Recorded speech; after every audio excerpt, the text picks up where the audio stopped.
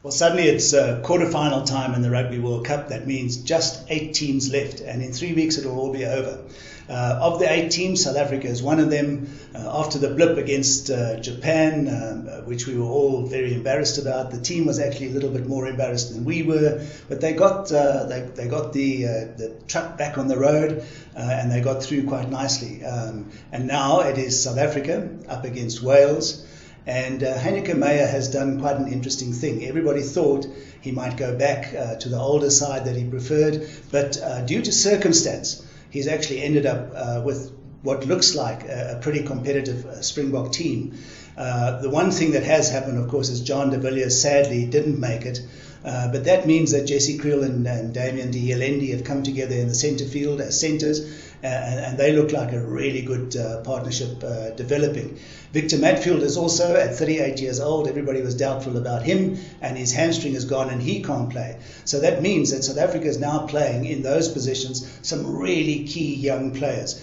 For instance, one of the stars of this Rugby World Cup has been the lock forward Lood. People are referring to him as the baby-faced assassin because he doesn't look like he should even be there. He should be playing schools rugby, but he's been tremendous. And when you think it was a guy that broke his elbow earlier in the year and he's come back from that, he was also a young man that really wasn't in the system. He was found at Varsity Cup level, brought through by the Free State, and now he's a tremendous forward. And his partnership with Eben Etzebeth, I think the rest of the world looks at South Africa with those 2 young locks, and then Pieter Steph du Toit to come off the bench.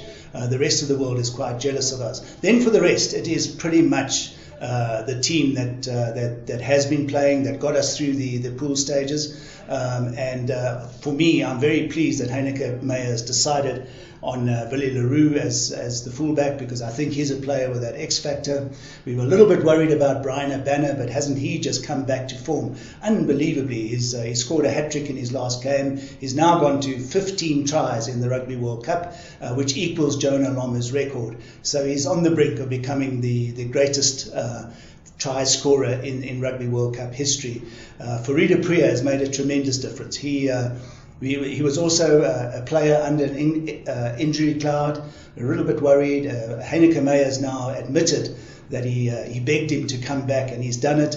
I had real doubts that Fourie du Preez could make it, but he makes such a difference. He brings our backline onto the front foot. His clearances are a lot quicker, and he almost conducts the way the Springboks play. So with JP Peterson coming back for Lavavi Mbovo, that is another good change. JP Peterson very experienced, and then you have the axis at the back of Peterson, Habana, and Leroux. They're very good at handling the kicks. So all in all, I think it's a very good Springbok side.